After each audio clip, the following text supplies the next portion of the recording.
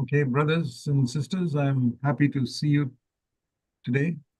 నా ప్రియ సహోదరి సహోదరులారా, నేను ఈరోజు మిమ్మల్ని చూడటానికి నాకు ఎంతో సంతోషంగా ఉంది. And I want to begin with a word of prayer. ప్రార్థనతో మనం ప్రారంభించుకుందాం. See, prayer is not just a formality. We are going to talk to God and ask Him to help us. ప్రార్థన అంటే ఏదో ఆచారంగా అడగటం కాదు, కానీ ప్రభువా మాకు సహాయం చేయమని మనం అడుగుతున్నాం. And it is an expression that we are helpless and weak. మనం ఎంతో నిస్సహాయులము బలహీనమని దేవునికి మనం చెప్పటం. If we could do everything on our own, we don't need to pray. మనకు మనమే అన్నీ చేసుకోగలిగితే మనం ప్రార్థన చేయాల్సిన అవసరం లేదు. So when we pray now, please join me meaningfully from your heart. మనం ప్రార్థన చేస్తున్నప్పుడు ఇప్పుడు నాతో కూడా మీరు ఏకీభవించి అర్థవంతంగా కలవండి. Not as a formality. ఏదో ఒక ఆచారం లాగా కాదు. We want to really ask the Lord to speak to us. ప్రభువు నిజంగా మనతో మాట్లాడమని మనం వేడుకుందాం. Heavenly Father, పరలోకపు తండ్రి, we know that you love us. ప్రభువా మీరు మమ్మల్ని ప్రేమిస్తున్నారని మాకు తెలుసు. And we know that you love us much more than we realize. ప్రభువా మేము గుర్తెరిగిన దానికంటే కూడా ఎక్కువగా ఎంతో మీరు ప్రేమిస్తున్నారు. And help everyone who's listening to understand that fully. ప్రభువా వినుచున్న ప్రతి ఒక్కరు కూడా దాన్ని సంపూర్ణంగా గ్రహించడానికి సహాయం చేయండి. You will give us grace and wisdom to share your word. ఓ ప్రభువా, నిజముగా నాకు జ్ఞానాన్ని కృపను దయచేయండి మీ వాక్యాన్ని పంచుకోవటానికి. And help brother to translate. ప్రభువా తర్జుమా చేయడానికి సహాయం చేయండి ప్రభువా. We want your name to be glorified. ఓ ప్రభువా మీ నామం మహింపరచబడాలి. And every single person listening must receive something from you today. ప్రభువా వింటున్న ప్రతి ఒక్కరు కూడా నీ దగ్గర నుంచి ఏదో ఒకటి పొందుకోవాలి ప్రభువా ఈరోజు. We believe that is your will. ప్రభువా అది మీ చిత్తం అని మేము నమ్ముతున్నాం. And we have no confidence in ourselves. ఓ ప్రభువా మా మీద మాకేం నమ్మకం లేదు ప్రభువా. We pray that you ఓ ప్రభువా మీరే సహాయం చేయమని మేము వేడుకుంటున్నాం. We pray in Jesus' name. యేసు నామంలో ప్రార్థిస్తున్నాం తండ్రి. Amen. Amen.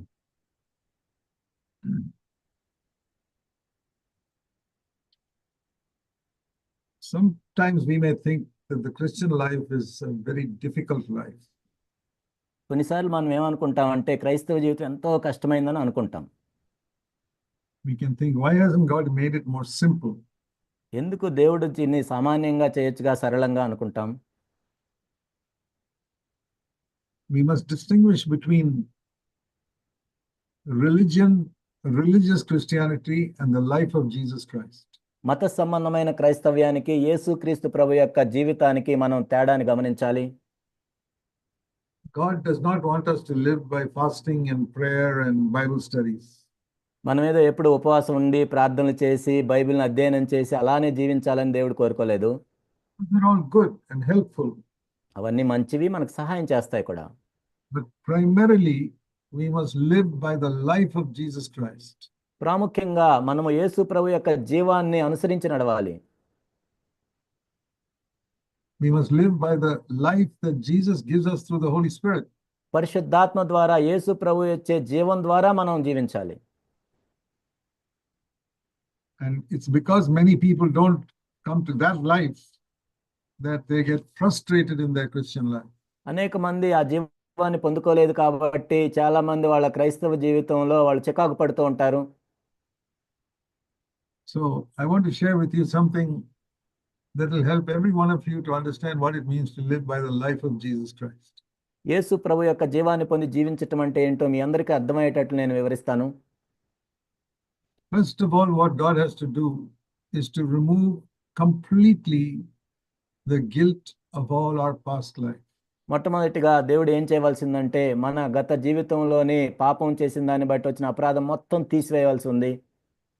That is like before you pour a cup of tea into a cup, you'll first clean the cup, then only you'll fill it. అదేంటంటే మనం ఆ కప్పులోనికి టీ పోయాలనుకున్నప్పుడు మొట్టమొదట ఆ కప్పుని మనం శుభ్రపరుస్తాం, అప్పుడు మాత్రమే మనం టీని పోస్తాం అందులో. So before the Lord can give us his life, He has to clean our heart. కాబట్టి దేవుడు తన జీవాన్ని మనకు ఇచ్చే ముందు మన హృదయాన్ని శుభ్రపరచాలి. That is why we speak about confessing our sin. That's the only way God will forgive us. అందుకే మనం ఏం చెప్తామంటే మన పాపాలను ఒప్పుకోవాలి. ఆ విధంగా మాత్రమే దేవుడు మనల్ని క్షమించగలడు. If you are offering a cup of tea to some visitor in your home, మీ ఇంటికి వచ్చిన వాళ్ళకి మీరు ఒక టీ ఇవ్వాలనుకుంటే won't you make sure that the cup is really clean? ఆ కప్పు నిజంగా శుభ్రంగా ఉండాలని మీరు అనుకోరా? You don't want even a speck of dirt in that cup. దాంట్లో ఒక చిన్న నలుసు కూడా ఉండేటట్లు మీరు చూడరు. You will not clean it in a very superficial way with leaving some dirt here and there. ఏదో పైన కడిగేసి అక్కడ ఒక మట్టి దుమ్ము ఉండేటట్లు మీరు వదిలిపెట్టరు కదా. Particularly if the guest you are invited is a very important person. ముఖ్యంగా మీ ఇంటికి వచ్చిన అతిథి ఎంతో ప్రాముఖ్యమైన వ్యక్తి అయితే. So when we offer something to God, we must make sure the cup is completely clean. కాబట్టి దేవునికి మనం ఇచ్చే ముందు మనం ఎప్పుడు కూడా మన కప్పు శుభ్రంగా ఉందా లేదా చూసుకోవాలి. And if you are going to use the same cup tomorrow, you clean it again tomorrow. ఆ కప్పు మరలా రేపు వాడాలంటే రేపు కూడా మీరు కడుగుతారు కదా. Next week you'll clean it again. వచ్చే వారం మళ్ళీ కడుక్కుంటారు. You won't say I cleaned it last week. పోయిన వారం నేను కడిగాను కదా అని మీరు అనుకోరు. No, it has to be cleaned every day, or you clean your cups every day. కాబట్టి ప్రతిరోజు ఆ పాత్రని కప్పుని మనం కడుక్కుంటాం. Because it can get dirty every day. ఎందుకంటే ప్రతిరోజు కూడా దాంట్లో దుమ్ము పడుతుంది కదా. Our heart is just like that. మన హృదయం కూడా అలానే ఉంటుంది. I want to tell you the Christian life is a very simple life. క్రైస్తవ జీవితం ఎంతో సరళమైనది, సామాన్యమైనది. Many preachers have made it so complicated. అనేక మంది బోధకులు దాన్ని ఏదో కష్టమైనదిగా చేశారు. That's because they don't know the Lord. ఎందుకు అలా చేశారంటే ప్రభువుని వాళ్ళు ఎరగరు. They try to study the Bible and preach a message from the Bible. బైబిల్ని చదివి బాగా ఏదో ఒక వర్తమానం చెబుతూ ఉంటారు. A true servant of God will speak what he hears from the Lord. ఒక నిజమైన దైవ సేవకుడు దేవుని దగ్గర నుంచి ఏదైతే విన్నాడో దాని నుంచి చెప్తాడు. Yes, he will read the Bible and study the Bible. ఆయన కూడా బైబిల్ని చదువుతాడు, అధ్యయనం చేస్తాడు. He will preach from the Bible. Bible నుంచే బోధిస్తాడు. But it is what he hears from God first. కానీ మొట్టమొదటి దేవుని దగ్గర నుంచి ఏదైతే విన్నాడో దాన్ని బోధిస్తాడు. So, first of all, I want to ask all of you this question. మిమ్మల్ని అందరినీ ఈ ప్రశ్న నేను అడుగుతున్నాను. Do you believe that God is absolutely holy? There's no sin in him at all. దేవుడు ఎంతో పరిశుద్ధుడు, ఆయనలో ఎటువంటి పాపము లేదు అని మీరు నమ్ముతున్నారా? Yes, I think all of you agree there. మీరందరూ కూడా అవుననే చెప్తారు. So, when we say that we are children of God, what does that mean? మనం దేవుని పిల్లలమని మనం చెప్తున్నప్పుడు మరి దాని అర్థం ఏంటి? We are children of a holy God who has no sin. పరిశుద్ధ దేవుని యొక్క కుమారులము, ఆయనలో ఎటువంటి పాపం లేదు. So we are not saying that we have no sin. మనలో ఎటువంటి పాపం లేదని మనం చెప్పటం లేదు. We must say we don't want to have any sin. కానీ ఎటువంటి పాపం మనలో ఉండాలని మనం అనుకోవట్లేదు. And we must have a great desire in our life to be completely free from sin in our life. పాపము నుండి సంపూర్ణంగా విడిపించబడాలనే కోరికను మనం కలిగి ఉండాలి మన జీవితంలో. That is the main message that we preach in all our churches.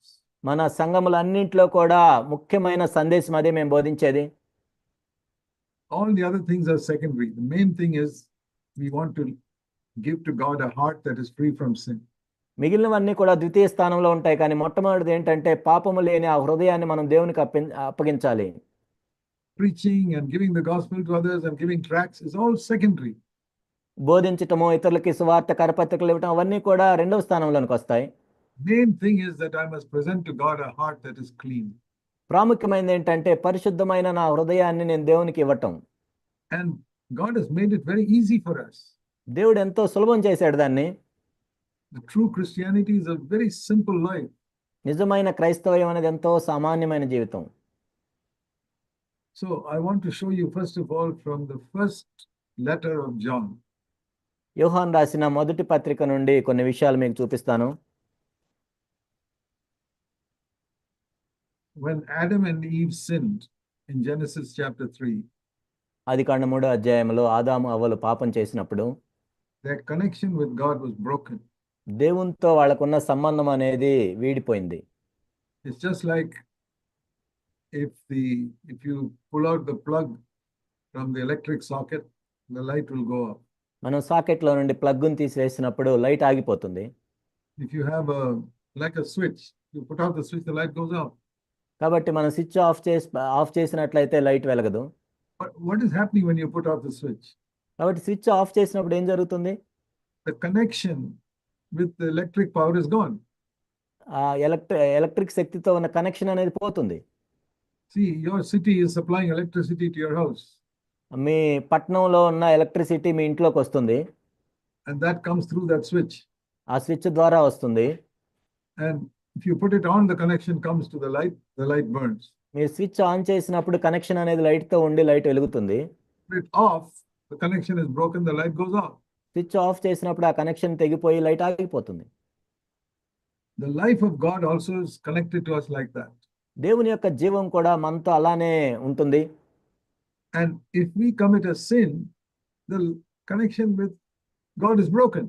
మనం పాపం చేసినప్పుడు దేవునితో ఉన్న సంబంధం అనేది తెగిపోతుంది. And then the life of God will not be there. అప్పుడు దేవుని యొక్క జీవం అనేది ఉండదు. So the most important thing in the Christian life is not understanding the Bible, but being free from sin. క్రైస్తవ జీవితంలో అత్యంత ప్రాముఖ్యమైనది ఏంటంటే బైబిల్ని అర్థం చేసుకోవటం కాదు, కానీ పాపము నుండి విడిపించబడటం. So it does not matter if we don't have wonderful preachers who can teach so much from the Bible in our churches. మన సంఘాల్లో బైబిల్లోంచి బోధించే గొప్ప బోధించే వాళ్ళు లేకపోయినా సరే, We want people who are in touch with God and whose life is where they're trying to be free from sin in their life. దేవునితో సంబంధం కలిగి ఉండి వాళ్ళ జీవితంలో ఉండి పాపము నుండి విడిపించబడే వాళ్ళు ఉండాలి. Because such a person can teach us how to be in connection with God without sin. అలాంటి వాళ్ళు మాత్రమే పాపము లేకుండా దేవునితో మనం ఎలా కలిసి ఉండగలమో బోధిస్తారు.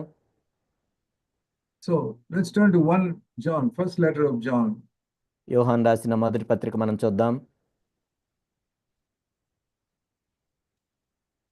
And the first message is in verse 5, that God is light and in him there is no darkness at all. 5వ వచనంలో మనం చూసినట్లయితే దేవుడు వెలుగై ఉన్నాడు, ఆయన యందు చీకటి ఎంత మాత్రమునూ లేదు. That means he is totally pure ఆయన ఎంతో పరిశుద్ధుడు, and he is full of love. ఆయన ప్రేమ స్వరూపి. That is another thing which many believers are not convinced about. అనేక మంది విశ్వాసులు కూడా చాలా మంది ఒప్పుదల కలిగి లేరు ఈ విషయంలో. I think many of you have a feeling that God is angry with you in some way. మీలో అనేక మంది ఏమనుకుంటున్నారంటే దేవుడు ఏదో ఒక విషయంలో మీ మీద కోపంగా ఉన్నాడని మీరు అనుకుంటున్నారు. Made some mistakes in the past. గతంలో మీరు చేసిన తప్పులను బట్టి. And therefore you think God is angry with you. అందుకని దేవుడు మీ మీద కోపంగా ఉన్నాడని మీరు అనుకుంటున్నారు. That's what the good news I want to tell you is God is not angry with you. కాబట్టి మీకు ఒక శుభవార్త నేను చెప్తున్నాను, దేవుడు మీ మీద కోపంగా లేడు. God loves you. దేవుడు మిమ్మల్ని ప్రేమిస్తున్నాడు. That is one truth you must be absolutely convinced about in your mind. కాబట్టి మీ మనసులో ఆ సత్యం పట్ల ఎప్పుడు ఒప్పుదల కలిగి ఉండాలి మీరు. There must be zero doubt in your mind about God's love. నీ మనసులో దేవుని యొక్క ప్రేమ మీద సందేహం అనేది శూన్యం, అసలు సందేహం ఉండనే కూడదు.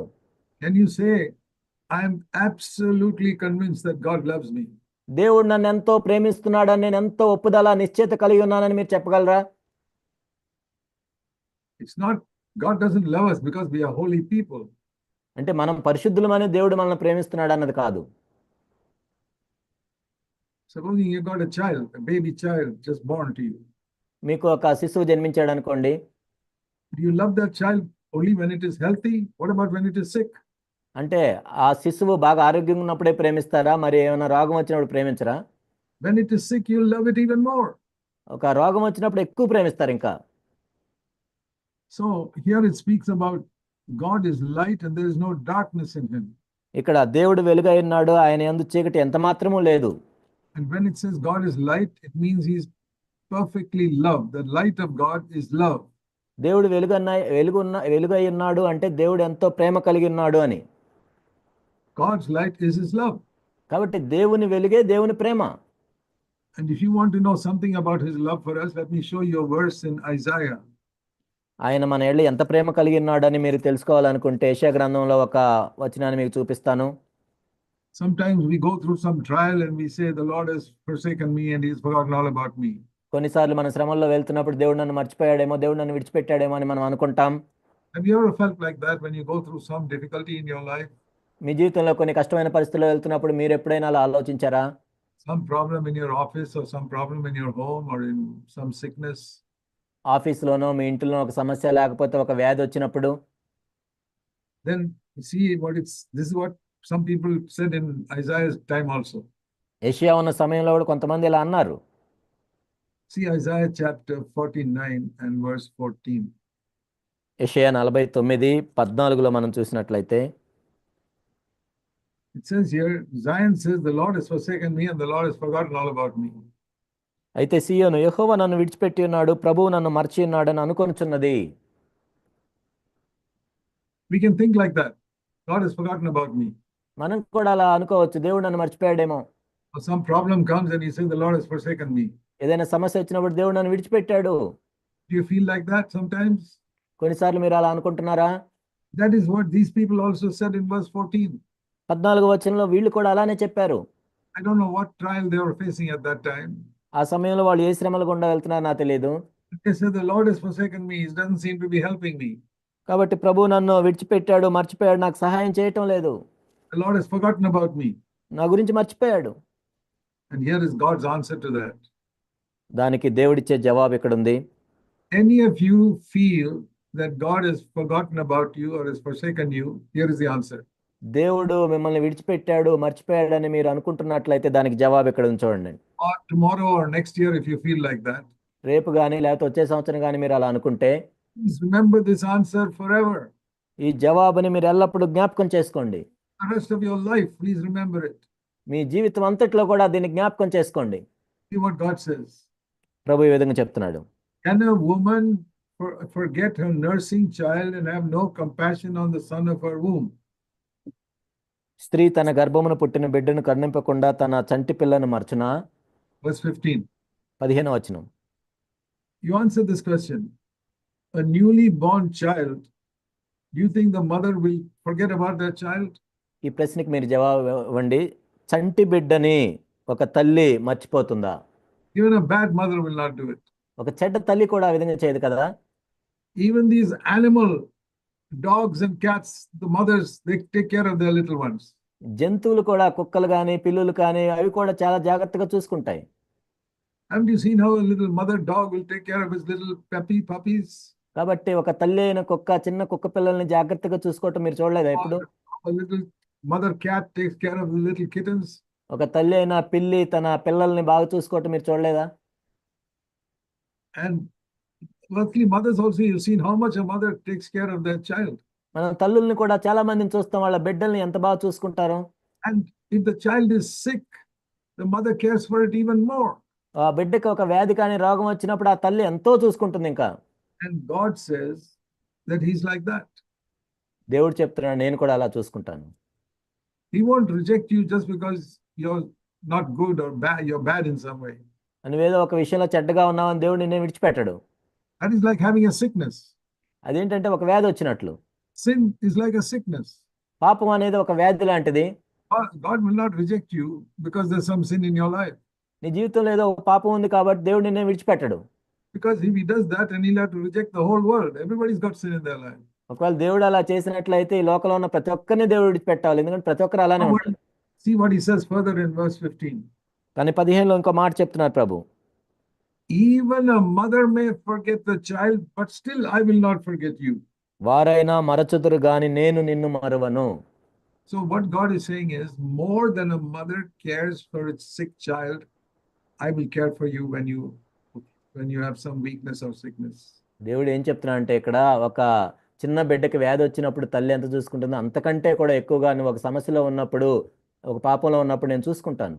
It's very important for us to be established in this truth. కాబట్టి సత్యంలో మనం ప్రతిష్ఠించబడాలి. That God is not against you. దేవుడు నీకు విరోధంగా లేడు. The devil is against you. కానీ అపవాది నీకు విరోధంగా ఉన్నాడు. But God is on your side always against the devil. దేవుడు ఎల్లప్పుడూ అపవాదికి వ్యతిరేకంగా నీ పక్షంగానే ఉన్నాడు. And you say, what about when I sin? మరి నేను పాపం చేసినప్పుడు ఏంటి అని నువ్వు అడుగుతావు. When you sin, God is very sad that you went and did something foolish like that. నువ్వు పాపం చేసినప్పుడు దేవుడు ఎంత విచారంగా ఉంటాడు, నువ్వు వెళ్ళి బుద్ధిహీనంగా పనిచేసినందుకు. Let me tell you what sin is like. పాపం అంటే ఎలా ఉంటుంది నేను చెప్తాను. I'll give you 1 or 2 examples. 1-2 ఉదాహరణలతో నేను చెప్తాను. Sin is like taking something absolutely dirty and putting it in your mouth.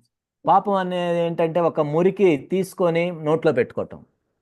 It's like if you go to the toilet and put your hand inside and take some of that dirty water from the toilet and drink it. అది ఎలా ఉంటుందంటే టాయిలెట్లోకి వెళ్ళి మీరు ఆ మురికి నీళ్లు తీసుకొని తాగినట్టు ఉంటుంది. Will you do that? మీరు చేస్తారా అలా? That is what sin is like. పాపం అంటే అదే. It's like taking filthy mud and putting it in your mouth. ఒక మురికి తీసుకొని లోపల పెట్టుకోవటం. Let me use another example. ఇంకొక ఉదాహరణ నేను చెప్తాను. Sin is like taking a knife and cutting yourself. పాపం అనేది ఒక కత్తి తీసుకొని నిన్ను కోసుకోవటం, పొడుచుకోవటం. That is another example of sin. పాపానికి ఇంకొక ఉదాహరణ అది. It's absolutely foolish. ఎంతో బుద్ధిహీనమైన చర్య. When you do something which your conscience tells you is wrong. నీ మనస్సాక్షి ఈ విషయం తప్పు అని చెప్తున్నప్పుడు, When you tell a lie, అబద్ధం చెప్పినప్పుడు, when you hate somebody, ఎవరైనా ద్వేషించినప్పుడు, when you try to show yourself as very proud and make others people feel small. నువ్వేదో నిన్ను హెచ్చించుకొని ఒక గర్విష్ఠగా ఉండి వేరే వాళ్ళు తక్కువ వాళ్ళు అయినట్లు నువ్వు చూసినట్లయితే It's sin. అది పాపం. It is exactly like taking some mud and putting it into your mouth and eating it. అంటే ఒక మట్టి తీసుకొని మురికి తీసుకొని లోపల పెట్టుకొని తింటాం అది. It is like taking a knife and cutting yourself. ఒక కత్తి తీసుకొని నువ్వు కోసుకోవటం. It's foolish. ఎంతో బుద్ధిహీనమైంది అది. The Lord wants to save us from all these bad habits. కాబట్టి ఈ చెడ్డ అలవాట్లన్నిటి నుండి మనల్ని విడిపించాలని ప్రభువు కోరుకుంటున్నాడు. Sin is like a sickness. పాపం అనేది ఒక వ్యాధి వంటిది. You don't like to be sick. మనకు ఒక వ్యాధి రావాలని మనం కోరుకోం. And you want to get rid of sickness as soon as it comes in your body. ఆ వ్యాధి వచ్చిన వెంటనే దాని నుంచి తొలగిపోవాలని మనం కోరుకుంటాం. And that is what God wants to do in your life also.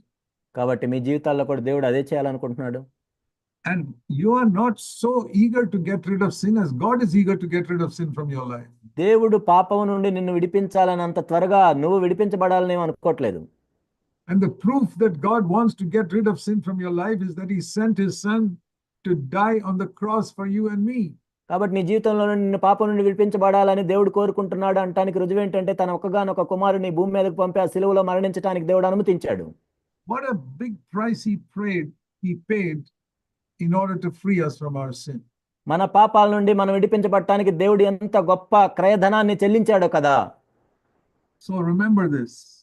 దీన్ని జ్ఞాపకం చేసుకోండి. Sin is like darkness, God is light. పాపం అనేది ఒక చీకటి వంటిది, దేవుడు వెలుగు. So let's turn back to 1 John now. మొదటి యోహాను మనలో చూద్దాం. Chapter 1. 1వ అధ్యాయం. It says here in verse 6. First of all, verse 5, there is no darkness in God at all. 5వ వచనంలో ఆయన యందు చీకటి ఎంత మాత్రమునూ లేదు. There is no sin in God. దేవునిలో ఎటువంటి పాపం లేదు. Zero. శూన్యం. So if you say that you have fellowship with God and you allow sin in your life, then you're telling a lie. నేను దేవునితో సహవాసం కలిగి ఉన్నానని పాపాన్ని నువ్వు అనుమతించినట్లయితే నువ్వు అబద్ధీకుడివి.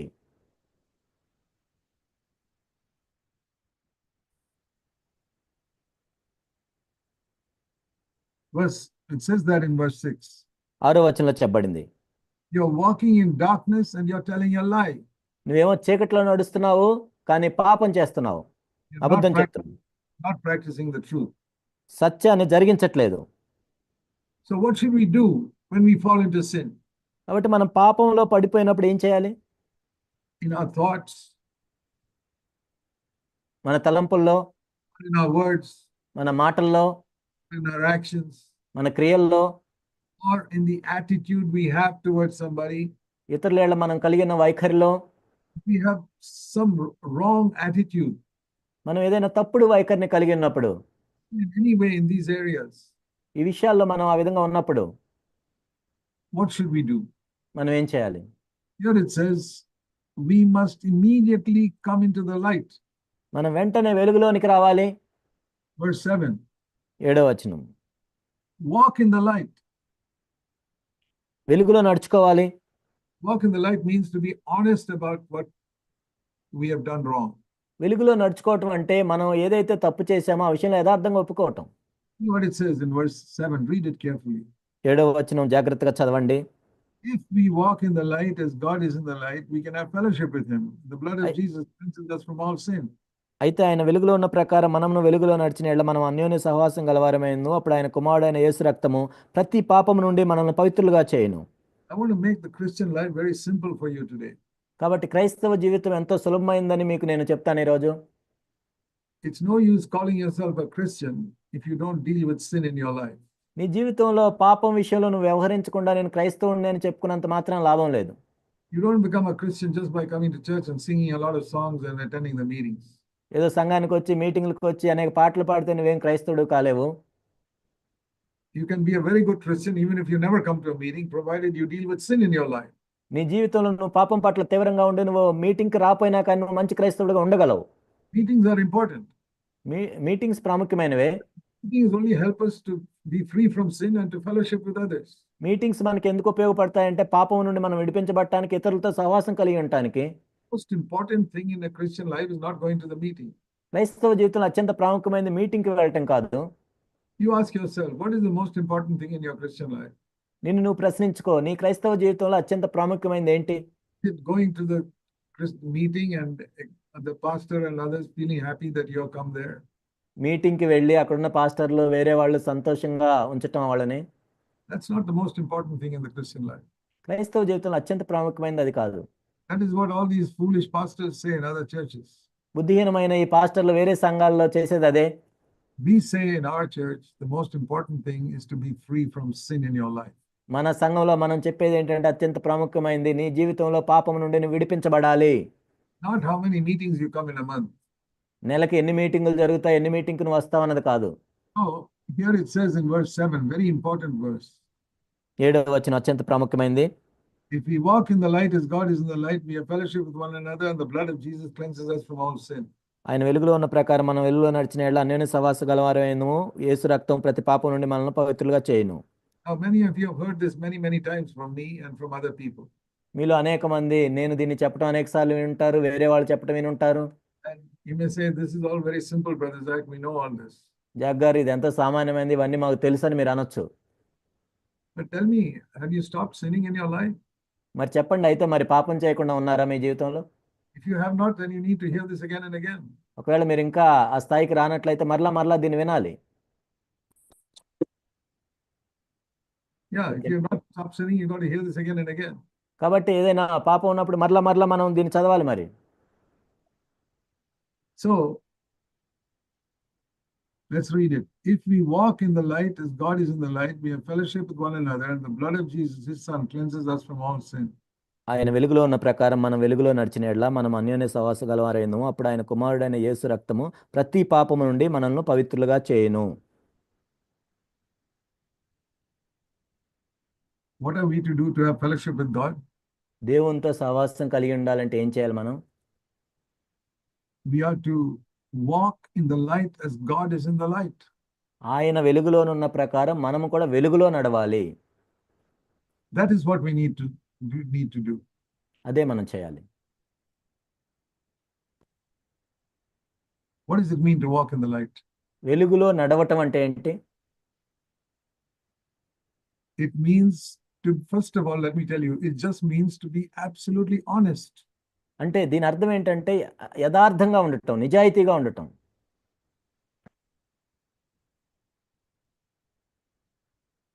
To speak the truth. సత్యం చెప్పే విషయంలో. If you've done something wrong, say I did something wrong.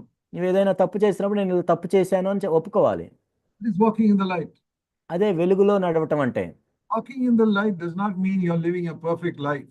వెలుగులో నడవటం అంటే నువ్వేదో పరిపూర్ణమైన జీవితం జీవిస్తున్నావు అన్నది కాదు. No. లేదు. It means that you're being absolutely honest. అంటే నువ్వు యథార్థంగా ఉన్నావు అని చెప్పటం. So the first thing God requires from all of us is not perfection, but honesty. మనలో ప్రతి ఒక్క నుంచి దేవుడు కోరుకునేది ఏంటంటే మనం పరిపూర్ణంగా ఉన్నామా లేదా అనేది కాదు, కానీ యథార్థంగా ఉన్నామా, నిజాయితీగా ఉన్నామా లేదా. When I understood this truth, it set me free from many, many problems I had. నేను ఈ సత్యాన్ని అర్థం చేసుకున్నప్పుడు నాకున్న అనేక సమస్యలు తొలగిపోయాయి. And God does not want me to be perfect first. He wants me to be honest. నేను పరిపూర్ణంగా ఉండాలని మొట్టమొదటి దేవుడు కోరుకోవట్లేదు, కానీ నేను యథార్థంగా ఉండాలని మాత్రమే దేవుడు కోరుకుంటున్నాడు. We think that is easy. అది సులభం అని మనం అనుకోవచ్చు. It's not easy. అది అంత సులభమేం కాదు. Because when we do something wrong, our immediate tendency is to cover it up and hide it. నువ్వు ఏదైనా ఒక తప్పు చేసినప్పుడు వెంటనే మనకేమనిపిస్తుంది అంటే దాన్ని దాచిపెట్టాలి అని ఉంటుంది. You examine your life, all of you, even some of you who think you are very spiritual, examine your life. మీరెంతో ఆత్మీయులని మీరు అనుకుంటున్నారు కొంతమంది, మీ జీవితాలను పరీక్షించుకోండి, ఇది నిజమో కాదు. When you know you've done something seriously wrong, ఒకటి తీవ్రమైన తప్పు నువ్వు చేశావు అని అనుకున్నప్పుడు what is your first temptation? మొట్టమొదటి శోధన ఏమొస్తుంది నీకు? Someone cover it up so that nobody sees it. మొత్తానికి ఏదో ఒక విధంగా దాన్ని కప్పివేద్దాం ఎవరికి చూడకుండా. Even in the office, in your factory, you did something wrong and something got spoiled. ఆఫీస్లో అయినా ఫ్యాక్టరీలో అయినా నువ్వు ఏదైనా తప్పు చేసినప్పుడు, ఏదైనా పాడైనప్పుడు You want to hide it. దాన్ని దాచిపెట్టాలనే కోరుకుంటావు. When you come to God, God says, don't try to hide it because I can see everything in your life. కానీ నువ్వు దేవుని దగ్గరికి వచ్చినప్పుడు దేవుడు ఏం చెప్తున్నా అంటే, నువ్వు నా దగ్గర దాచిపెట్టాల్సిన అవసరం లేదు, నేను సమస్తమును చూడగలను. I don't mind spending this whole 1 hour just telling you to be absolutely honest in your life. మీ జీవితంలో యథార్థంగా ఉండాలి అని నేను ఈ గంట సేపు చెప్పగలను మీకు నేను. Because I find that many Christians don't learn this first lesson, and that is why they don't grow in the Christian life. ఎందుకంటే అనేక మంది క్రైస్తవులు ఈ మొట్టమొదటి పాఠాన్ని నేర్చుకోలేదు కాబట్టి వాళ్ళ క్రైస్తవ జీవితాల్లో వాళ్ళు ఎదగట్లేదు. So I want to set you free from all bondage. కాబట్టి ఈ బంధకాలన్నిటి నుండి మిమ్మల్ని నేను విడిపించాలని కోరుకుంటున్నాను. Start with this. దీంతో ప్రారంభించండి. Say, Lord, from today onwards, I will never hide anything from you. ఓ ప్రభువా, ఈ రోజు నుండి మీ దగ్గర నేను ఏది దాచిపెట్టను ప్రభువా. I may hide things from people. ప్రజల దగ్గర నుంచి నేను దాచిపెట్టొచ్చు. I don't have to confess my sins to people. నా పాపాలను వెళ్ళి వేరే వాళ్ళకి నేను ఒప్పుకోవాల్సిన అవసరం లేదు. Lord, I will never hide anything from you. కానీ నీ దగ్గర నుంచి నేను ఏది దాచిపెట్టను ప్రభువా. I will not pretend I've not done anything wrong. నేనేం తప్పు చేయలేదు అన్నట్టు నటించను నేను. And second thing, I will not delay. Immediately, I will do something about it. రెండోది, నేను దాని గురించి ఆలస్యం చేయను, వెంటనే దాని గురించి ఏదో ఒకటి చేస్తాను. For example, if you accidentally get an injury in your hand, ఉదాహరణకి అకస్మాత్తుగా నీకు ఏదైనా నీ చెయ్యికి దెబ్బ తగిలింది. how long will you take to go and put some medicine on it or try and make it whole? దాని మీద మెడిసిన్ రాయటమో లేకపోతే దాన్ని బాగు చేయాలని నువ్వు ఎంతసేపు ఆగుతావు? You'll do it immediately. వెంటనే బాగు చేస్తావు. As soon as you get an injury in your hand, you want to do something to heal it. నీకు దెబ్బ తగిలిన వెంటనే దాన్ని స్వస్థపరచాలని ఏదో ఒకటి చేస్తావు వెంటనే. We must have the same attitude to sin. పాపం పట్ల కూడా మనం అటువంటి వైఖరినే కలిగి ఉండాలి. As soon as you're in your thought or somewhere you realize you've done something wrong, నీ తలంపుల్లోనో వేరొక విధంగా నువ్వు ఏదైనా తప్పు చేసావు నువ్వు గ్రహించినప్పుడు, or you had a wrong attitude to some brother in the church or sister, లేకపోతే సంఘంలో ఒక సహోదరుడి పట్ల తప్పుడు వైఖరి కలిగి ఉంటే, or your husband or wife, anyone, లేక భార్య భర్త ఎవరి మీదైనా, immediately confess your sin. వెంటనే నీ పాపాన్ని ఒప్పుకోవాలి. From today, please get into that attitude. ఈ రోజు నుండి దయచేసి ఆ అలవాట్లోనికి మీరు రండి. Say, Lord, I'm going to walk in the light from today. ఓ ప్రభువా, ఈ రోజు నుండి నేను వెలుగులో నడవాలనుకుంటున్నాను. You know what will happen? ఇప్పుడు ఏం జరుగుతుందో మీకు తెలుసా? In verse 7, you will have fellowship with God. 7వ వచనం ప్రకారం దేవునితో నువ్వు అన్యోన్య సహవాసం కలిగి ఉంటావు. You don't have to be holy to fellowship with God. You have to be honest. దేవునితో సహవాసం కలిగి ఉండాలంటే మనం పరిశుద్ధులం అవ్వాల్సిన అవసరం లేదు, కానీ యథార్థంగా ఉంటే చాలు. Because when you are honest, God will make you holy. ఎందుకంటే నువ్వు యథార్థంగా ఉన్నప్పుడు మాత్రమే దేవుడు నిన్ను పరిశుద్ధునిగా చేయగలడు. And the first step to that is verse 7, He will cleanse you from all the past sins in your life. దానికి మొదటి అడుగు ఏంటంటే గతంలో నువ్వు చేసిన ప్రతి పాపాన్ని యేసుక్రీస్తు ప్రభువారు కడిగి పవిత్రపరుస్తారు. This is a very elementary truth, but I find I have to repeat it for people because people don't understand it fully. ఇదెంతో ప్రాథమికమైన సత్యాలు అయినా కానీ చాలా మందికి తెలియట్లేదు కాబట్టి మరలా నేను చెప్పదలుచుకున్నాను. And once God has forgiven it, ఒకసారి దేవుడు క్షమించిన తర్వాత, He says in Hebrews 8 and verse 12, Hebrew 8:12లో మనం చూసినట్లయితే, another very important verse. ఇది ఎంతో ప్రాముఖ్యమైన వచనం. He says, I will not remember that sin anymore. నేను వారి దోషముల విషయమై ఇక ఎన్నట్ను జ్ఞాపకం చేసుకొను. Let me ask you all a question. మిమ్మల్ని ఒక ప్రశ్న అడుగుతాను. When you have confessed some sin in your life to God, దేవునికి మీ జీవితంలో ఒక పాపాన్ని మీరు ఒప్పుకున్నారు, and you believe that the blood of Jesus has cleansed you, యేసు రక్తం మిమ్మల్ని కడిగింది అని మీరు నమ్ముతున్నారు. do you feel that God is still looking at you as the person who sinned yesterday or last week like this?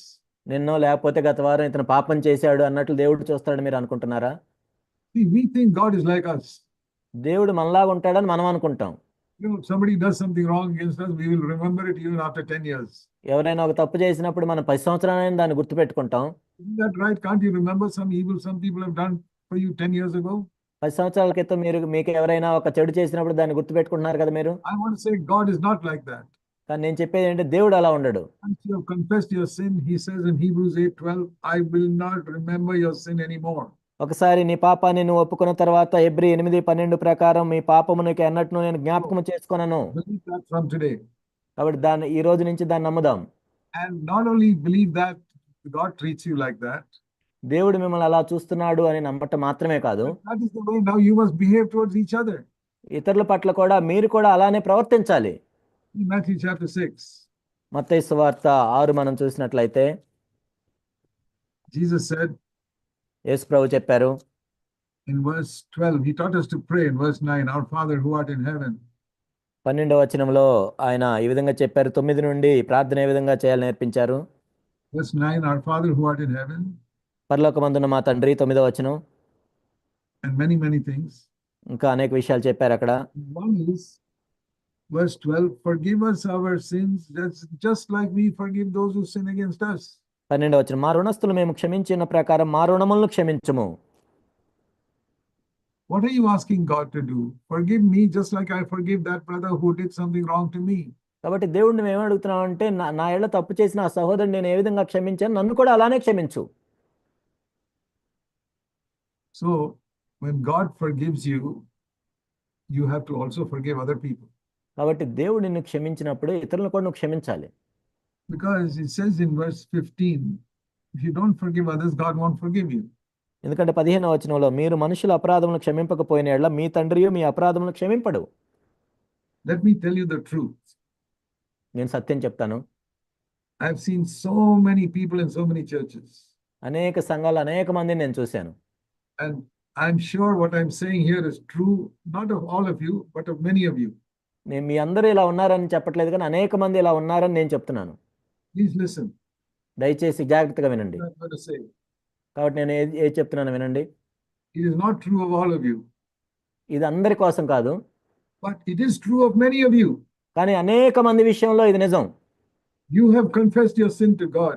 దేవుని ఎదుట మీ పాపాలను మీరు ఒప్పుకున్నారు, God has not forgiven you. అయినా దేవుడు మీ పాపాలను క్షమించలేదు. Did you hear that? వింటున్నారు మీరు? You have confessed your sin to God, but God has not forgiven you. దేవుని ఎదుట మీ పాపాలను మీరు ఒప్పుకున్నారు, కానీ దేవుడు మిమ్మల్ని ఇంకా క్షమించలేదు.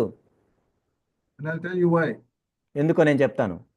Because there's somebody in your life you have not forgiven for what he did to you. ఎందుకంటే నీ జీవితంలో ఎవరో నీ ఎడల తప్పు చేశారు, కానీ వాళ్ళని ఇంకా నువ్వు క్షమించలేదు. That's what it says in Matthew 6:15. మత్తయి 6:15లో అదే చెప్పబడింది. Don't forgive others, God will not forgive you. నువ్వు ఇతరులను క్షమించకుండా ఉన్నట్లయితే దేవుడు నిన్ను క్షమించడు. Now, if you live in the world, always somebody will be doing some harm to us. మనం ఈ లోకంలో జీవిస్తున్నంత కాలం ఎవరో ఒకరు ఏదో ఒకటి మనకి హాని చేస్తూనే ఉంటారు. People, your boss may do some harm to you in your office. ఆఫీస్లో మీ యజమాని నీకేమైనా హాని చేయొచ్చు. In your home, your mother-in-law may do some harm to you. మీ ఇంట్లో మీ అత్తగారు ఏమైనా నీకు హాని చేయొచ్చు. Your father-in-law may do some harm. నీ మామగారు ఏమైనా హాని చేయొచ్చు. Or some relatives or neighbors will do harm. మీ బంధువులో పొరుగు వాళ్ళో ఏదో ఒకటి చేయొచ్చు. What are you supposed to do when people hurt you? కాబట్టి ఎవరైనా నిన్ను గాయపరిచినప్పుడు, బాధించినప్పుడు నువ్వేం చేయాలి? Well, I'll tell you this. If you want God to forgive you, you have to forgive them. దేవుడు నిన్ను క్షమించాలని నువ్వు అనుకున్నట్లయితే వాళ్ళని నువ్వు క్షమించాలి. But you may say, those people did some terrible evil to me. కానీ నువ్వు అనొచ్చు, వాళ్ళు ఎంతో హాని చేశారు, ఎంతో దుష్టులు, వాళ్ళు దుష్టత్వం చేశారు అనొచ్చు నువ్వు. You know that even a small sin of yours is a terrible evil that you do to God. నువ్వు చేసిన చాలా చిన్న తప్పు కూడా దేవునికి ఎంతో హాని చేసినట్లు నీకు తెలుసా? You know how that sin can be removed from you? ఆ పాపం అనేది నీలో నుండి ఎలా తొలగించబడుతుందో తెలుసా నీకు? Only by Jesus dying on the cross. యేసుక్రీస్తు ప్రభువారు ఆ శిలువలో మరణించడం ద్వారానే. When you look at Jesus dying on the cross, remember that is the price to forgive your sin. యేసుక్రీస్తు ప్రభువారి శిలువ మరణాన్ని నువ్వు జ్ఞాపకం చేసుకున్నప్పుడు నువ్వు చేసిన పాపానికి అది వెల చెల్లించటం అని జ్ఞాపకం చేసుకో. So easy we say Christ died for our sins. యేసు ప్రభు నా పాపాలను మరణించాడని చెప్పడం సులభం. But if you really believe that, you will have that tremendous hatred for sin in your life. నిజంగా నువ్వు దాన్ని నమ్మినట్లయితే పాపం పట్ల ఎంతో తీవ్రమైన ద్వేషాన్ని నువ్వు కలిగి ఉండాలి. I want to ask you, do you have a hatred for every single sin in your life? కాబట్టి నేను మిమ్మల్ని అడుగుతున్నాను, మీ జీవితంలో ఉన్న ప్రతి పాపం పట్ల మీకు అంత ద్వేషం ఉందా? Some of you who think you are very mature believers, let me ask you the question. మీలో కొంతమంది అనుకుంటున్నారు మీరెంతో బాగా ఎదిగిన విశ్వాసులు అని. You hate all bad thoughts. ప్రతి చెడ్డ తలంపుల్ని మీరు ద్వేషిస్తున్నారా? You hate all anger. సమస్తమైన కోపాన్ని మీరు ద్వేషిస్తున్నారా? You hate every type of sin in your life and say, Lord, I never want to sin in my life. నీ జీవితంలో ప్రతి విధమైన పాపాన్ని ద్వేషించి, ప్రభా నా జీవితంలో నేను ఒక పాపం కూడా చేయదలుచుకోలేదు. If you don't have that attitude towards sin, you're not really going to grow in the Christian life. పాపం పట్ల అటువంటి తీవ్రమైన వైఖరి నువ్వు కలిగి ఉండనట్లయితే క్రైస్తవ జీవితంలో నువ్వు ఎదగలేవు. I have preached this many times. అనేక సార్లు దీన్ని నేను బోధించాను. If I preach it 100 times, I'll keep on preaching it till Jesus comes again. నేను 100 సార్లు బోధించిన యేసు ప్రభు వచ్చే వరకు దీన్ని బోధిస్తూనే ఉంటాను. Because that is the biggest problem that God has with man. ఎందుకంటే మానవునితో దేవుడు కలిగిన సమస్య అది. That man takes sin very lightly. మానవుడు పాపాన్ని చాలా తేలిగ్గా తీసుకుంటాడు. It's like some mad man, cuts his hand with a blade. ఒక పిచ్చివాడు ఒక బ్లేడ్ తీసుకొని కోసుకున్నట్లుగా ఉంటుంది చేతిని. He's mentally sick and he's mad. ఆ పిచ్చివాడు ఆ వ్యక్తి He will cut himself. తను కోసుకుంటాడు. You stop it and take away the blade from his hand. ఆ బ్లేడ్ తీసుకొని He'll find another blade and cut himself again. మరలా కట్ చేసుకుంటాడు. He's foolish. ఎంతో బుద్ధిహీనుడు. He's harming himself. తను గాయపరుచుకుంటున్నాడు. So when you sin, you're doing the same thing. నువ్వు పాపం చేస్తున్నప్పుడు నువ్వు కూడా అదే చేస్తున్నావు. You say, I will not forgive that person for what he did against me. అతను నాకు విరోధంగా చేసిన దాన్ని నేను క్షమించను అని నువ్వు చెప్తున్నప్పుడు You are cutting yourself, not that person. You're cutting yourself with a blade. బ్లేడ్తో నిన్ను నువ్వు కట్ చేసుకుంటున్నావు, ఆ వ్యక్తిని నేను కట్ చేయట్లేదు. నువ్వు If you don't forgive somebody else, you're not harming him, you're harming yourself. ఒక వ్యక్తిని నువ్వు క్షమించకుండా ఉన్నట్లయితే నిన్ను నువ్వు గాయపరుచుకుంటున్నావు కానీ ఆ వ్యక్తిని కాదు. That is why many of you are not become more spiritual till now. అందుకే ఇప్పటిదాకా అనేక మంది మీరు ఆత్మీయంగా ఎదగట్లేదు. So dear brothers and sisters, I plead with you, take this seriously from today. నా ప్రియ సహోదరి సహోదరులారా, నేను బతిమలాడుకుంటున్నాను, ఈ రోజు నుంచి దయచేసి దీన్ని తీవ్రంగా తీసుకోండి. I am saying what is for your good.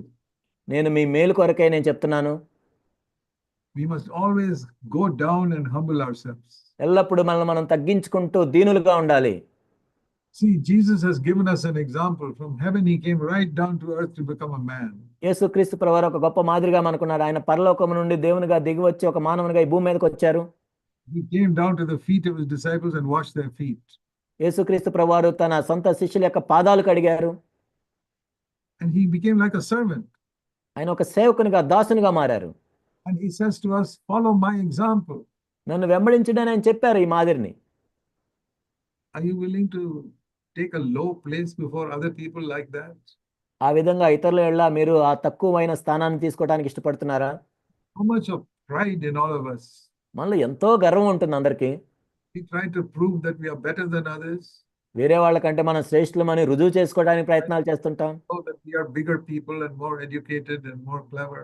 మనం ఏదో గొప్పవాళ్ళం, తెలివితేటలు గలవాళ్ళం, బాగా చదువుకున్నాం. That is all sin. అదంతా కూడా పాపమే. Hate it. దాన్ని ద్వేషించాలి మనం. And I say, Lord Jesus, help me to see your humility and to walk like you all my life. యేసుక్రీస్తు ప్రభువా, మీ దీనత్వాన్ని చూసి నా జీవితం అంతా దాన్ని వెంబడించడానికి, నడవటానికి సహాయం చేయండి. So the first thing is to be absolutely honest about your sin.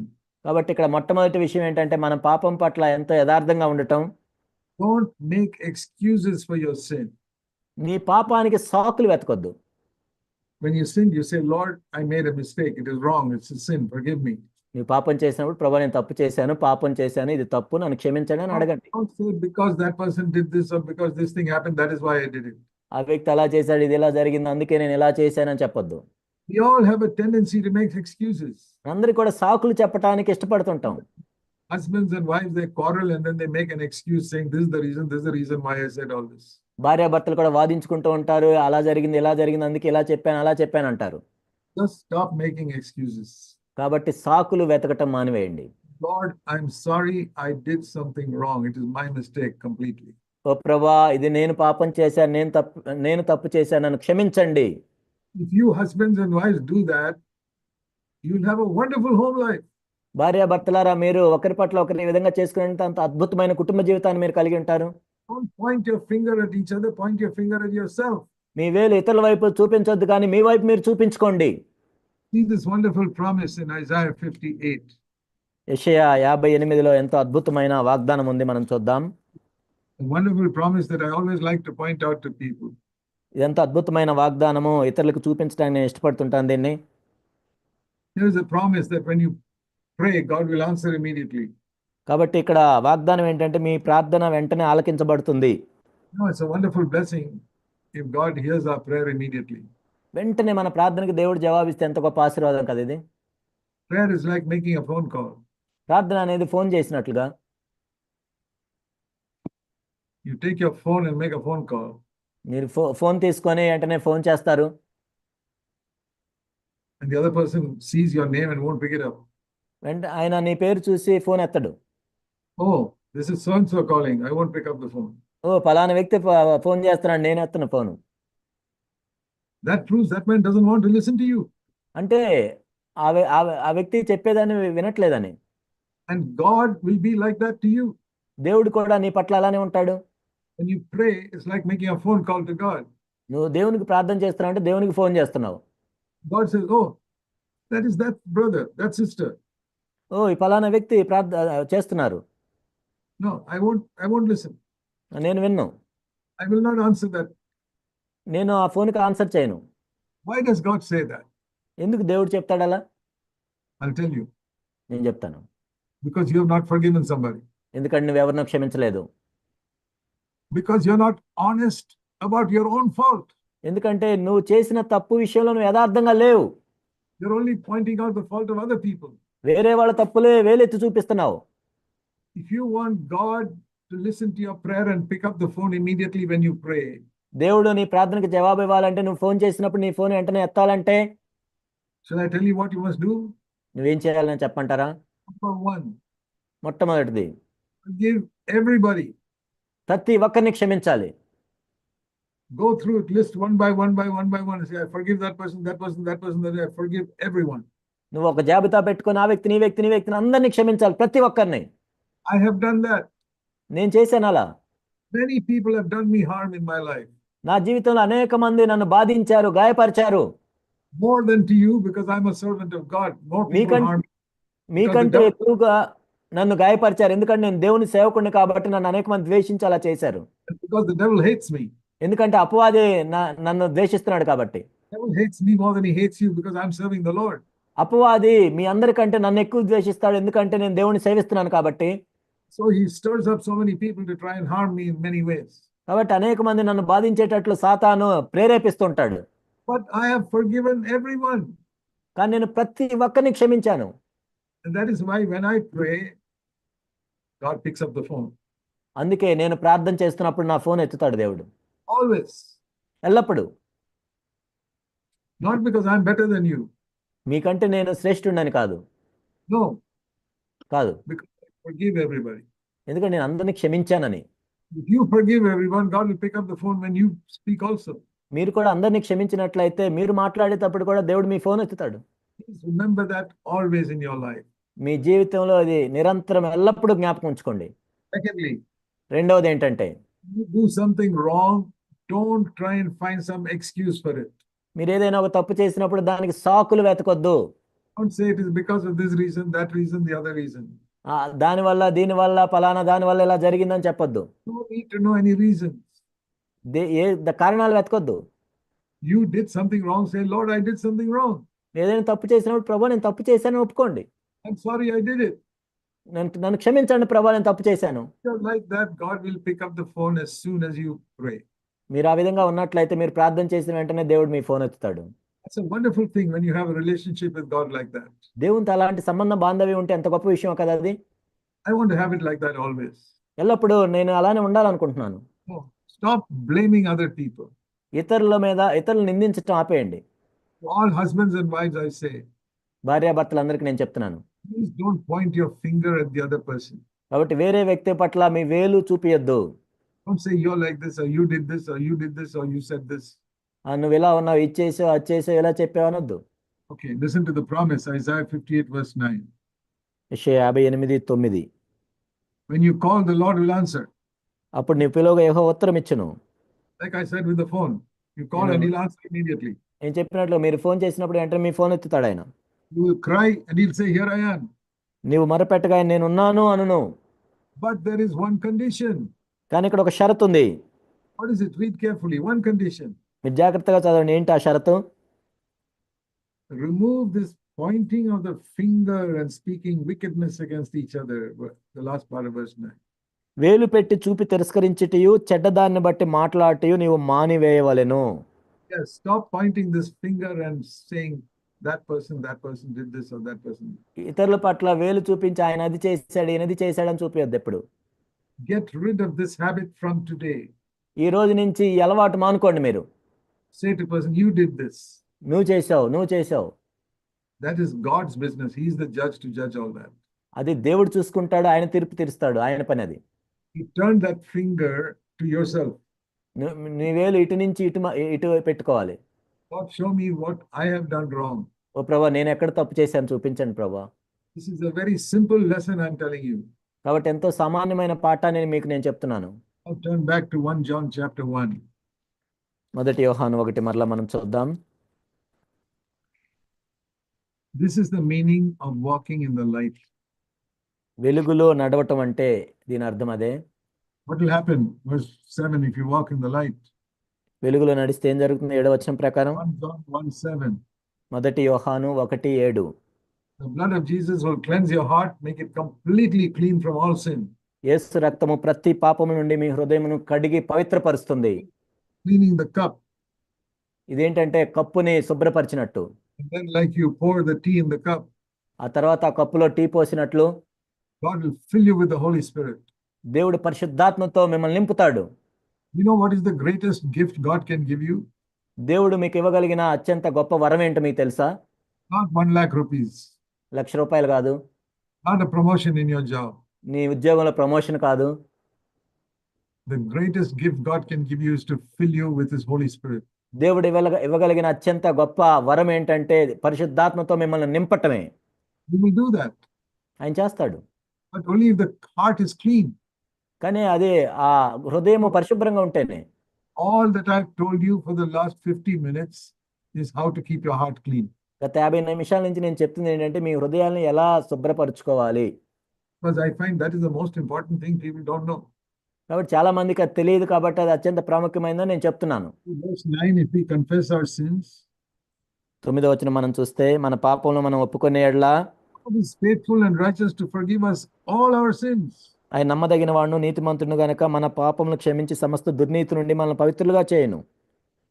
So this is the first law of the Christian life. క్రైస్తవ జీవితంలో మొదటి నియమం ఇది. Be honest. యథార్థంగా ఉండండి. And in every situation, don't exalt yourself over other people. ప్రతి పరిస్థితిలో కూడా వేరే వాళ్ళ మీద మిమ్మల్ని మీరు హెచ్చించుకోవద్దు. Always humble yourself. ఎల్లప్పుడూ మిమ్మల్ని మీరు తగ్గించుకోండి. That's the second lesson I want to teach you. రెండో పాఠం మీకు చెప్పదలుచుకున్నాను. Always humble yourself. Don't try to show you're better and bigger than others. ఎల్లప్పుడూ మిమ్మల్ని మీరు తగ్గించుకోండి. వేరే వాళ్ళకంటే మీరు గొప్పవాళ్ళు, శ్రేష్ఠులు అని చూపించుకోవద్దు.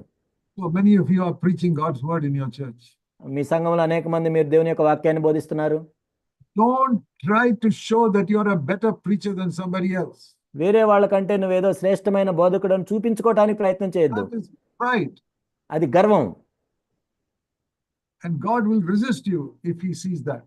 నువ్వు ఆ విధంగా చేస్తున్నట్లయితే దేవుడు నీకు వ్యతిరేకంగా పోరాడతాడు. If you get up in the pulpit and try to show you're a better preacher than the other person who preached. కాబట్టి నువ్వు పులిపీఠం మీదకి ఎక్కి వేరే వాళ్ళకంటే నువ్వు బాగా బోధిస్తున్నావు అని చూపించుకోవడానికి చేసినట్లయితే In Jesus' name, God will be your enemy. యేసు నామములో నేను చెప్తున్నాను, దేవుడే నీకు శత్రువు అవుతాడు. Because God resists the proud. ఎందుకంటే దేవుడు గర్విష్ఠులను ఎదిరిస్తాడు. Humble yourself. మిమ్మల్ని మీరు తగ్గించుకోండి.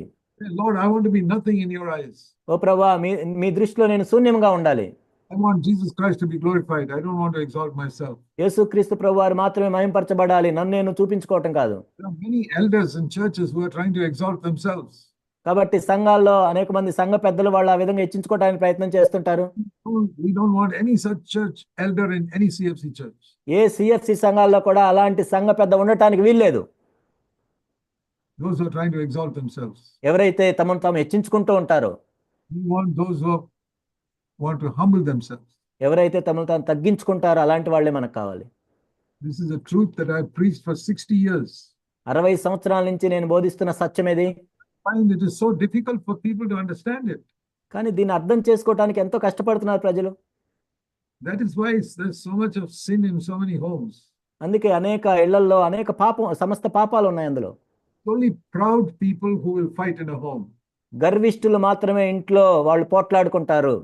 Humble brother will never fight with his wife, and a humble sister will never fight with her husband. ఒక దీనుడైన సహోదరుడు తన భార్యతో పోరాటం చేయడు, ఒక దీనురాలైన సహోదరి తన భర్తతో పోరాటం చేయదు. If you fight with your husband or wife, let me tell you in Jesus' name the truth, you are a proud person. నీ భర్తతో కానీ భార్యతో కానీ నువ్వు ఎప్పుడు పోట్లాట పెట్టుకున్నట్లయితే నేను దేవుని నామంలో చెప్తూ ఉన్నాను, నువ్వెంతో గర్విష్ఠివి. And God will never give grace to a proud person. ఒక గర్విష్ఠికి దేవుడు ఎప్పుడూ కూడా తన కృపను ఇవ్వడు. You'll have many other problems in your life also. ఆ తర్వాత వేరే సమస్యలు కూడా అనేకమైనవి వస్తాయి. So the first thing I told you was to be honest about your failure. కాబట్టి మొట్టమొదట మీరు ఓడిపోయిన విషయంలో యథార్థంగా ఉండాలని నేను చెప్పాను. Don't blame other people, but take the blame yourself. ఇతరులను నిందించొద్దు, ఆ నిందను మీ మీద వేసుకోవాలి. Stop pointing the finger at others, point it at yourself. వేరే వాళ్ళ వైపు వేలు చూపించొద్దు, మీ వైపు మీరు వేలు చూపించుకోవాలి. Second thing I want to say is always go down and humble yourself. రెండో విషయం ఏంటంటే నేను చెప్పింది, మీరు ఎల్లప్పుడూ మిమ్మల్ని మీరు తగ్గించుకొని దీనులు కావాలి. Don't try to show you're better than somebody else. వేరే వాళ్ళకంటే నువ్వు శ్రేష్ఠుడు అని చూపించుకోవడానికి ప్రయత్నం చేయొద్దు. Don't try to lift yourself up, but go down. నిన్ను నువ్వు హెచ్చించుకోవద్దు, కానీ తగ్గించుకో. Jesus came down from heaven. యేసుక్రీస్తు ప్రభువు పరలోకం నుండి క్రిందకు దిగొచ్చారు. But he came down to the feet of his disciples and washed it. ఆ తర్వాత తన శిష్యుల యొక్క పాదములు కడిగేంత తగ్గించుకున్నారు. And he said, follow me. నన్ను వెంబడించడని చెప్పారు. Go down, down, down all our life. మనం కూడా ఆ విధంగా మన జీవితం అంతా కూడా తగ్గించుకుంటూ వెళ్ళాలి. I tell you, as once I understood these two truths about honesty and humility, యథార్థత గురించి దీనత్వం గురించి రెండు సత్యాలు నేను అర్థం చేసుకున్నప్పుడు my life has changed. నా జీవితం అంతా మారిపోయింది. Honesty and humility are like two legs that we can stand on. యథార్థత దీనత్వం అనేది మనం నిలబడే రెండు కాళ్ళ వంటిది. If you don't have these two legs, you can't walk properly. ఈ రెండు కాళ్ళు నీకు లేనట్లయితే నువ్వు నడవలేవు సరిగా.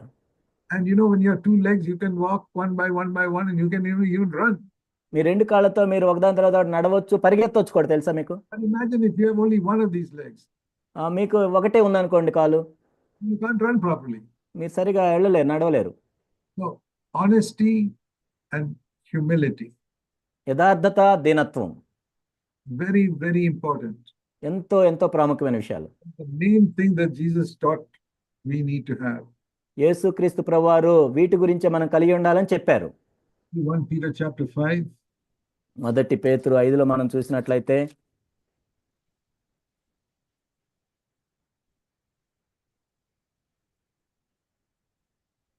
and verse 5.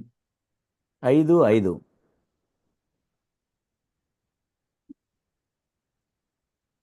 Last part. God is opposed to the proud, but he gives grace to the humble. దేవుడు అహంకారులను ఎదిరించి దీనులకు కృప అనుగ్రహించును. That is the law. అది ఒక నియమం. God is always opposed to proud people. దేవుడు ఎల్లప్పుడూ అహంకారులను ఎదిరిస్తూ ఉంటాడు. Always exalting humble people. దీనులను ఎల్లప్పుడూ హెచ్చిస్తూ ఉంటాడు. So what should you do? మరి ఏం చేయాలి మనం? Verse 6. 6వ వచనం. Therefore humble yourself under the mighty hand of God. కాబట్టి ఆయన బలిష్టమైన చేతి క్రింద దీన మనస్కులైండుడి. He will exalt you at the right time. తగిన సమయం అందు మిమ్మల్ని హెచ్చిస్తాడు. Do you know this verse in Psalm 138? కీర్తనలు 138లో ఒక మాట ఉంటుంది, మీకు తెలుసా? Very important verse. ఇది కూడా ఎంతో ప్రాముఖ్యమైన మాట. అది Psalm 138. కీర్తనలు 138. Please turn in your Bible. Me Remember this Bible verse, తెరచు. Psalm 138. కీర్తనలు 138. Remember this verse all your life. మీ జీవితం అంతా కూడా ఈ మాటను జ్ఞాపకం చేసుకోండి. Psalm 138, verse 6. కీర్తనలు 138, 6. Even though the Lord is exalted, he regards the lowly, but the haughty he knows from far. యెహోవా మహోన్నతుడైనను, ఆయన దీనులను లక్ష్యపెట్టును, ఆయన దూరము నుండి గర్విష్ఠులను బాగుగా ఎరుగును. What does it say? Proud people, last sentence, he keeps far away from him. అంటే గర్విష్ఠులకి ఆయన ఎంతో దూరంగా ఉంటాడు. So when God sees a proud believer, he'll put him 10 miles away ఒక గర్విష్ఠుడైన విశ్వాసిని దేవుడు చూసినప్పుడు ఒక 10 మైళ్ళ దూరంలో పెడతాడు. or 100 kilometers away. Don't come near me. 100 కిలోమీటర్ల దూరంలో పెడతాడు, నా దగ్గరికి రావద్దు నువ్వు.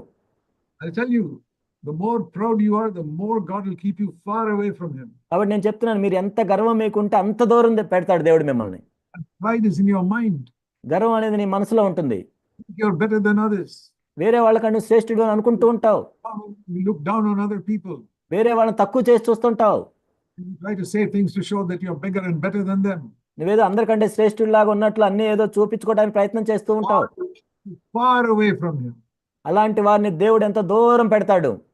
That is the word of God. అది దేవుని యొక్క వాక్యం. So if you want God to draw you near to him, దేవునికి దగ్గరగానే ఉండాలంటే humble yourself. నిన్ను తగ్గించుకో.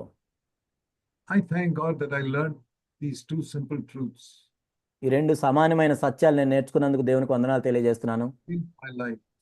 నా జీవితాన్ని మార్చివేశాయి. These are the two legs that God gave me to stand on. కాబట్టి నేను నిలబడటానికి దేవుడు నాకు ఇచ్చిన ఈ 2 కాళ్ళు ఇవి. I decided I will always be honest. ఎల్లప్పుడూ నేను యథార్థంగా ఉంటాను అని నిర్ణయం తీసుకున్నాను. I will admit my mistake. నా తప్పు నేను ఒప్పుకుంటాను. I will not blame other people. వేరే వాళ్ళని నిందించను నేను. Satan is the one to go around blaming people, accusing them. సాతాను వెళ్ళి అందరి మీద నేరారోపణ చేస్తూ నిందిస్తూ ఉంటాడు. That is Satan's job, not my job. అది సాతాను పని, నా పని కాదు. My job is to judge myself. నా పని ఏంటంటే నన్ను నేను విమర్శించుకోవటం. God is the judge of other people. వేరే వాళ్ళని దేవుడు తీర్పు తీరుస్తాడు. So let me judge myself and be honest and say, Lord, I failed somewhere.